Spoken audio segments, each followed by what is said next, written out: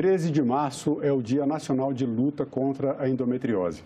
A data foi criada em 2022 pela Lei 14.324, que criou também a Semana Nacional de Educação Preventiva e Enfrentamento à Endometriose. Nessa entrevista você vai saber o que é, quais os sintomas e como é feito o tratamento dessa doença que atinge 1 em cada 10 mulheres brasileiras. Eu converso agora com Leandro Rezende, ginecologista e obstetra e membro da Sociedade de Ginecologia e Obstetrícia de Brasília. Leandro, bem-vindo à Cidadania, obrigado pela sua presença na TV Senado. Eu que agradeço, Marcelo, a oportunidade, é um prazer estar aqui nessa casa e esclarecer as dúvidas que realmente a gente encontrar. Então vamos lá, começar pelo principal, né? O que é a endometriose? O que é essa doença? Quais as causas? Olha, Marcelo, a endometriose hoje é uma doença que acomete especialmente mulheres na idade reprodutiva, mulheres mais jovens, e que realmente nos espanta em termos do número da quantidade de mulheres que apresentam esse diagnóstico. É uma doença que tem um padrão inflamatório e que, curiosamente, a gente ainda não tem completo conhecimento da sua causa.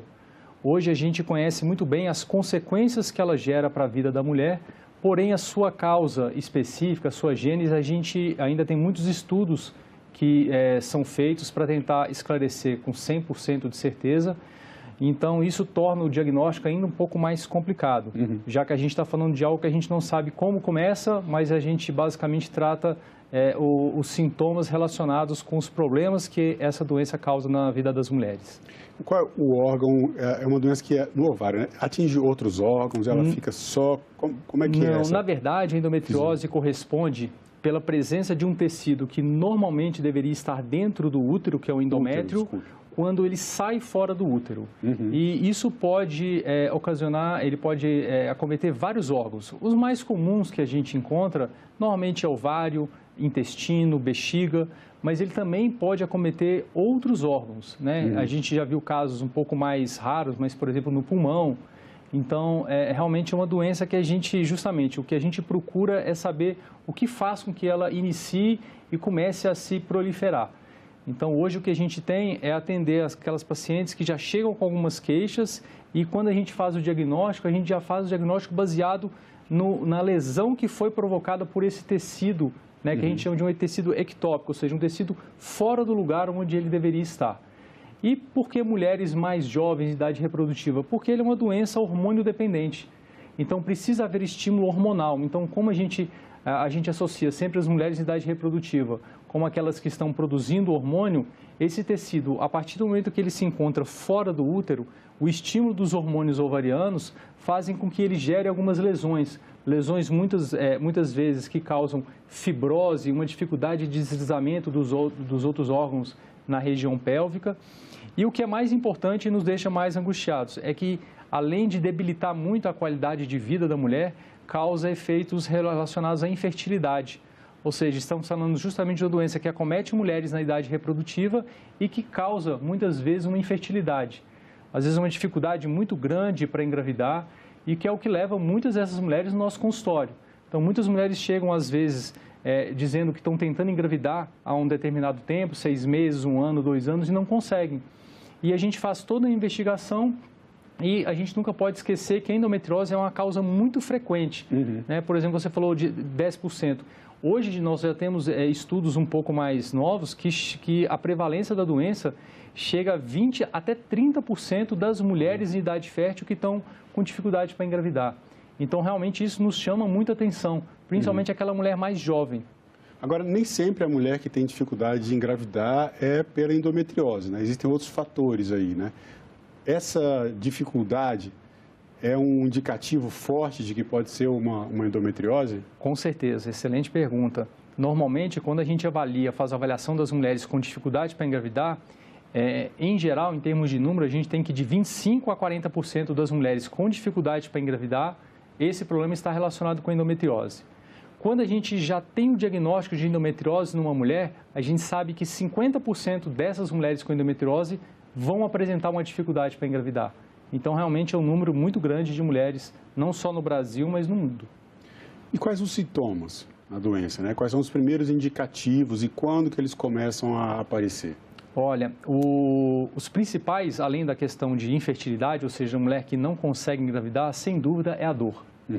Então, a dor é o que mais chama a atenção nas mulheres com endometriose. Mas, Marcelo, não é uma dor qualquer. É uma dor realmente que debilita, que coloca uma perda de qualidade de vida importante na vida dessa mulher. Então, a mulher que chega no nosso consultório, muitas vezes, que já passou por vários médicos, já foi várias vezes aos pronto-socorro com dor, e não foi esclarecido a origem dessa dor. Porque até desconhecimento de parte de alguns médicos, né, às vezes muito preconceito que a gente encontra, e porque hoje em dia a gente tem algumas ferramentas que não tínhamos antigamente e um conhecimento sobre a doença. Então é uma dor que a mulher sente, normalmente uma dor cíclica, mas que pode ficar por mais tempo. Normalmente ela piora no período do ciclo menstrual, enquanto a mulher está menstruada, e que é uma dor que faz com que, mesmo que ela tome remédio, ela não consiga desempenhar as atividades do dia a dia dela. Então as mulheres jovens que trabalham, elas realmente têm muita dificuldade. Elas faltam muito ao trabalho, às escolas. Hoje em dia, para se ter ideia, eles têm um tempo estimado entre o início dos sintomas e o diagnóstico, que no Brasil é em volta de 9 anos, Marcelo. Então, a mulher fica muito tempo procurando uma causa dessa dor, principalmente, e muitas vezes não consegue encontrar por vários motivos, né? Dentre esses que eu falei, a questão de desconhecimento por parte de alguns ginecologistas ou médicos em geral, e também de um certo preconceito que às vezes a mulher chega. A mulher chega às vezes no pronto-socorro dizendo que está com dor, que está com cólica no período menstrual, e às vezes falam para ela, não, mas isso é normal. É claro que a dor no período menstrual é algo normal para a mulher, mas a mulher que tem endometriose, a dor dela tem características diferentes, tem intensidade diferente.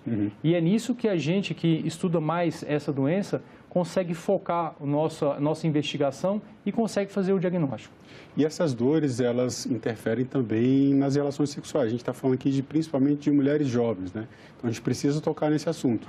Sem dúvida, é uma queixa muito frequente e essas mulheres, eu inclusive nas consultas, eu peço até para que o esposo, o parceiro vão às consultas para a gente explicar que muitas vezes não é a questão dela ser mais sensível ou não, é a doença agindo mesmo.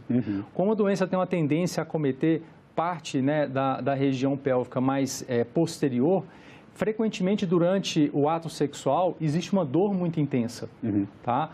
Uma coisa muito frequente também é a alteração do hábito intestinal. As mulheres, normalmente, que têm endometriose muito próximo do intestino, no período menstrual, elas apresentam uma mudança brusca do hábito intestinal. O intestino costuma ficar mais solto ou ter, às vezes, uma constipação. Então, isso é algo que a gente que estuda mais consegue realmente identificar nessas mulheres que nos procuram no consultório. A constipação que você fala é quando ela fica com o intestino preso, com o intestino preso. Fora do período menstrual, muitas vezes o intestino fica mais preso. E quando ela está no fluxo menstrual ativo, o intestino costuma soltar, justamente quando tem uma endometriose próxima do intestino. Como é que é feito o diagnóstico da doença? Olha, hoje nós temos aqueles métodos menos invasivos, então a questão da anamnese, do exame físico, nos dá muitas provas sugestivas, assim como exames de imagem. Então hoje nós temos ferramentas que não tínhamos antigamente, como uma ressonância específica para o mapeamento da endometriose, ecografia transvaginal com preparo intestinal, feita por profissionais que tenham uma capacitação nessa doença. Agora, o diagnóstico realmente é firmado a partir do momento que a gente faz um procedimento cirúrgico que se chama laparoscopia com a biópsia. Então, a gente faz a cirurgia laparoscópica, onde a gente consegue identificar a lesão, faz a biópsia e aí sim a gente pode confirmar que a paciente tem essa doença. Então, só o exame clínico ele é insuficiente para um diagnóstico? Isso, ele é sugestivo, ele nos dá muitas pistas, muitas evidências, mas hoje em dia, quando a gente fala da certeza de endometriose, a gente precisa da biópsia daquele tecido ectópico ao útero para a gente poder realmente falar para a paciente que ela tem essa doença. E quando são feitos exames de imagens, são exames de imagens comuns ou são especializados para a identificação da endometriose? Excelente. E é por isso que muitas vezes a gente tem essa demora no diagnóstico. Porque para a gente ter o diagnóstico, né, presuntivo da endometriose, a gente precisa que uma pessoa que faça ecografia transvaginal seja preparada para aquela doença. Porque realmente existem alguns detalhes no diagnóstico, na ecografia transvaginal, que são diferentes do exame habitual que a mulher faz no dia a dia. Então, hoje a gente tem profissionais especializados no diagnóstico de endometriose através da ecografia transvaginal, assim como na ressonância também. A ressonância hoje é uma ferramenta muito importante para a gente, que a gente consegue fazer realmente diagnósticos numa fase mais inicial, assim como a transvaginal com preparo feito por pessoas capacitadas para o diagnóstico de endometriose. E aí, duas perguntas. Uma assim, primeiro, é hereditária a doença? E aí, completando dentro desse mesmo escopo, predisposição genética, né? Com o avanço da medicina genética, é possível identificar cedo que uma pessoa, que uma mulher tem uma predisposição a desenvolver endometriose, assim, talvez tomar algumas medidas preventivas durante o início da vida? Ótima pergunta também. A gente tem alguns estudos um pouco mais recentes que tentam justamente esclarecer isso. Como a gente ainda não sabe 100% a causa da endometriose, hoje já existem estudos que avaliam a questão realmente genética. Primeiro, se é hereditário, se é um gene que passa da mãe para a filha, e para avaliar se uma mulher, que às vezes a gente não pode avaliar a mãe dela, mas se ela tem alguma alteração genética, que aí sim a gente possa fazer alguma medida tentando evitar, né, essa doença. Esses estudos ainda estão em andamento, a gente não tem isso ainda de forma assim, estudos muito robustos que nos deem um resultado importante, mas a gente continua na luta para tentar identificar o mais precocemente, porque sem dúvida, o diagnóstico precoce nos possibilita tratamentos menos agressivos, né, e que conseguem realmente melhorar a qualidade de vida da mulher e para aquelas que desejam engravidar, a gravidez. E aí, falando em tratamento, já chegou nesse ponto, como é feito o tratamento da endometriose? Olha, o tratamento é o que a gente fala, tratar uma doença que a gente não sabe a causa. Então, a gente trata basicamente as consequências dela. O tratamento hoje, na grande maioria das vezes, é realmente cirúrgico, é a cirurgia. A cirurgia permite que a gente faça o diagnóstico e, além disso, o tratamento imediato das lesões. Porque a partir do momento que a gente tem a lesão que já se consolidou ali na região pélvica, o tratamento definitivo é a gente retirar essa lesão. Hoje existem algumas modalidades de mulheres que às vezes não podem fazer tratamentos cirúrgicos por vários motivos. Então, existem algumas opções onde a gente consegue não tratar a endometriose, porque a partir do momento que aquela lesão já foi feita na região pélvica, a gente só consegue tratar se a gente retirar. Mas o uso de hormônios anticoncepcionais, os dispositivos intrauterinos, eles podem amenizar os sintomas relacionados com a dor da endometriose. Mas o tratamento definitivo a gente só consegue quando realmente consegue retirar a lesão. Então, esses outros tratamentos, como fisioterapia, medicamentos simplesmente para dor, analgésicos, o uso de anticoncepcionais, de hormônios de uma forma em geral, eles ajudam a aliviar os sintomas, mas o tratamento definitivo realmente é cirúrgico. O implante hormonal é recomendado nesses casos? O implante hormonal, na verdade, ele funciona como uma via de administração.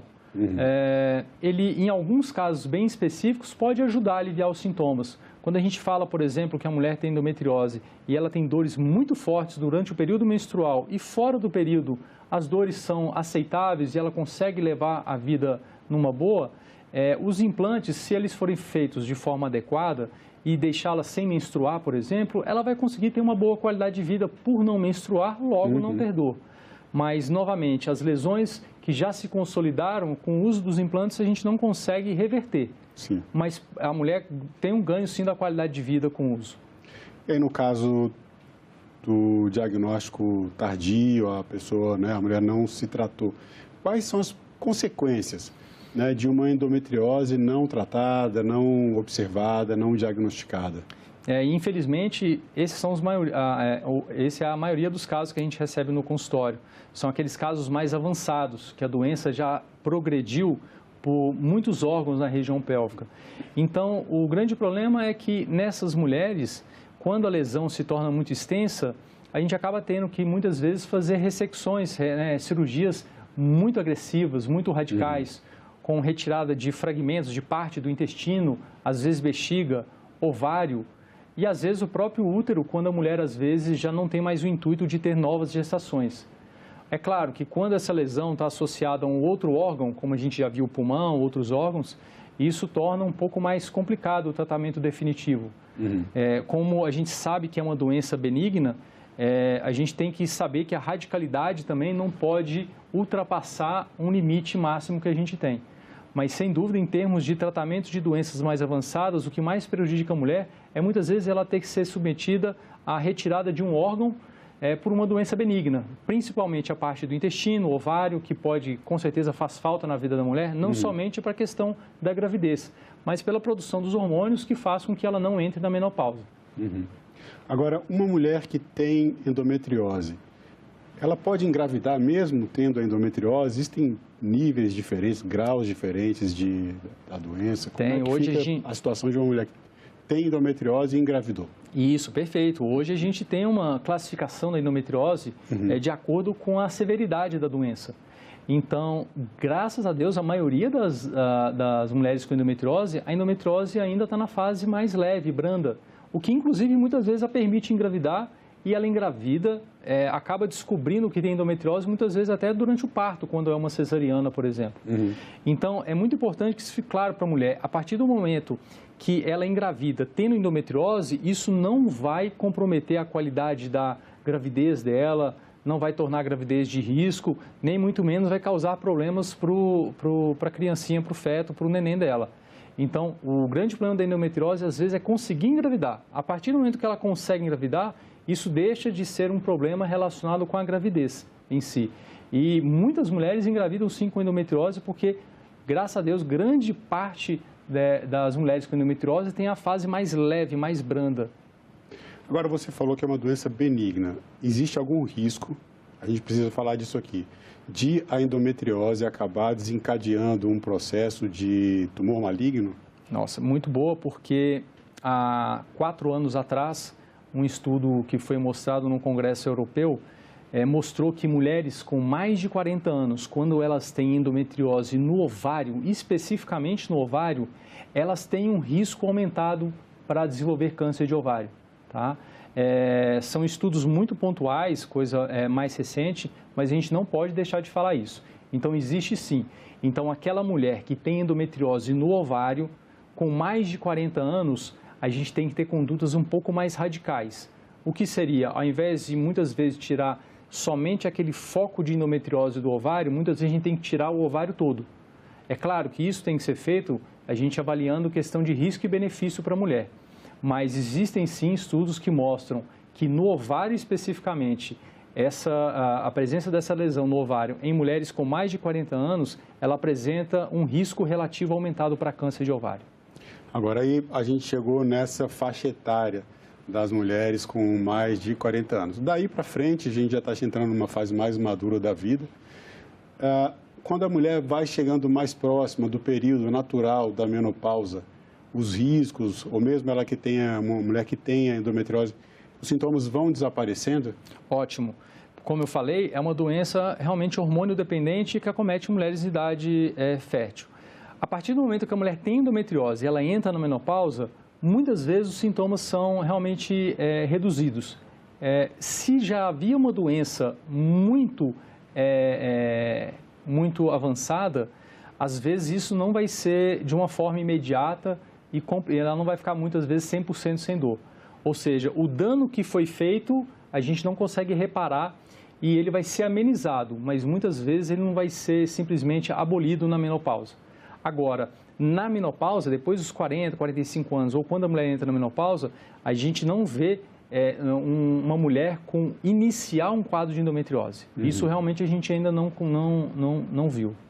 Bom, tem uma pergunta de internauta aqui. A endometriose, ela causa aumento de peso? Tem alguma relação com obesidade e endometriose? Olha, diretamente não, indiretamente com certeza. Porque, como eu falei, uma mulher dessa que tem endometriose, ela passa por todo esse sofrimento que a doença causa, muitas vezes ela procura buscar, às vezes, outros remédios, outras terapias.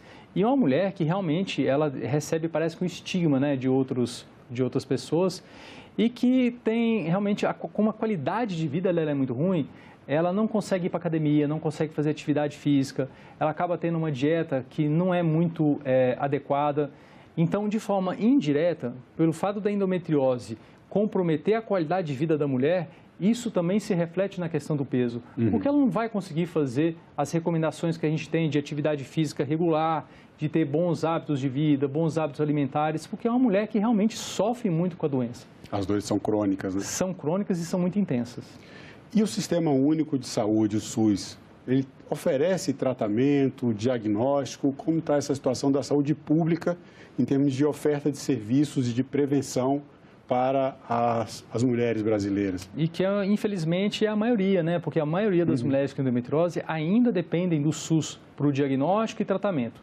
E como algumas áreas do SUS, a gente realmente tem um déficit, tanto de disponibilidade de exames específicos. Então, por exemplo, fazer uma ressonância para uma mulher com suspeita de endometriose no SUS ainda é muito restrito. Essas ecografias transvaginais com preparo, feitas por profissionais especializados, a gente tem muito menos acesso e, sem dúvida, o tratamento acaba sendo dificultado, porque a gente tem uma fila muito grande e a gente tem poucos profissionais habilitados para fazer aquela cirurgia. Então, sem dúvida, realmente é um entrave muito grande para a grande maioria das mulheres. Agora, falando aqui para pais e mães de meninas que estão entrando na adolescência, saindo naquela fase de pré-adolescência, infância, o que a gente tem para dizer para essas pessoas? Que cuidados devem ser tomados com essas crianças, com essas meninas? E como prevenir para que, caso algumas delas desenvolvam a endometriose, que se possa tratar isso desde cedo? Claro. Eu também, como pai de 2 meninas, como esposa, eu sei realmente que isso é algo que nos chama muita atenção. E o que eu tenho para falar para todo mundo é que não ignore, né, a dor que aquela menina, aquela jovem adolescente sente. A gente sabe que muitas vezes ela está associada a outras coisas, mas nunca ignorar. Saber que é algo que, claro, a mulher no início das primeiras vezes que ela fica menstruada, ela vai sentir cólica, mas as cólicas de quem tem endometriose, elas são diferentes. E se às vezes os pais não conseguem identificar, que no mínimo leve a um profissional habilitado para que faça pelo menos um rastreamento inicial, para fazer um acompanhamento adequado. Então, sem dúvida, o que eu falaria para esses pais é que nunca ignorem uma dor que muitas vezes acha que é superestimada e muitas vezes não é. Então, quando começar a perceber que a filha, a irmã, a esposa estão começando a faltar o trabalho, a escola, o rendimento está caindo e percebe-se nitidamente que às vezes a pessoa fica um pouco mais retraída, muitas vezes, às vezes não quer nem fazer outras atividades sociais com medo da dor. Então, nunca ignore isso. Quando tiver esse tipo de situação, procure um especialista. Hoje nós temos excelentes profissionais na área e para que seja feito o diagnóstico, e quanto antes a gente fizer o diagnóstico, mais simples é o tratamento. Porque o tratamento, muitas vezes, como eu disse, é cirúrgico, mas uma coisa é você fazer uma cirurgia numa paciente que tem um pequeno volume de doença. Outra coisa é quando a doença já se espalhou para vários órgãos e torna a cirurgia muito mais arriscada, com mais riscos de complicações.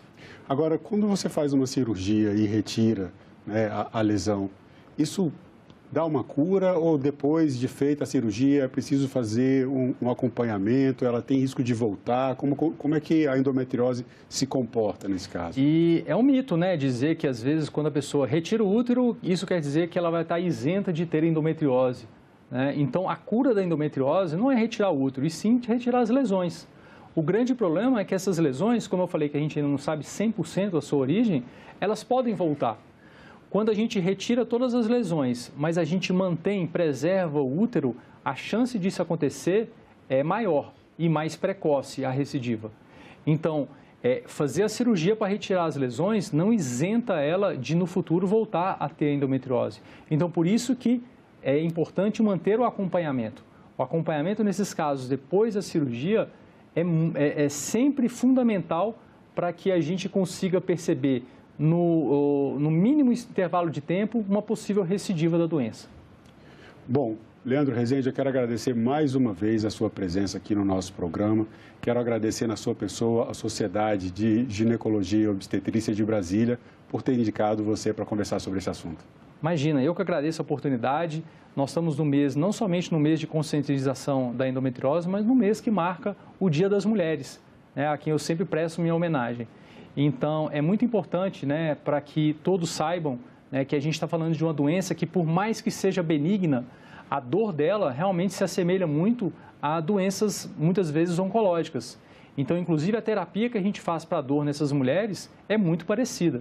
Então, novamente, não ignore e não espere para procurar o atendimento especializado adequado quando você realmente tiver esses sintomas de dores, novamente, dores que incomodam o seu dia a dia, mudanças do hábito intestinal, urinário no período menstrual, dores na relação, né? Então, relação é um momento que, teoricamente, deveria ser prazeroso. A partir do momento que a mulher sente dor, é importante que seja avaliado. Não que toda dor na relação seja endometriose, mas é importante que ela passe por uma avaliação por uma pessoa especializada e não achar que simplesmente fazer exame dá ou descarta o diagnóstico. Ele é uma ferramenta a mais que nós temos. Isso. Mas o exame físico, a conversa com a paciente, a anamnese, são fundamentais. Bom, muito obrigado mais uma vez, Leandro. Muito obrigado a vocês. E eu agradeço também a você que acompanha o Cidadania pela TV Senado. Assine o canal da TV Senado no YouTube e faça como mais de 1 milhão de brasileiras e brasileiros que acompanham as notícias do Legislativo diretamente da fonte. Na TV Senado, democracia todo dia. Obrigado.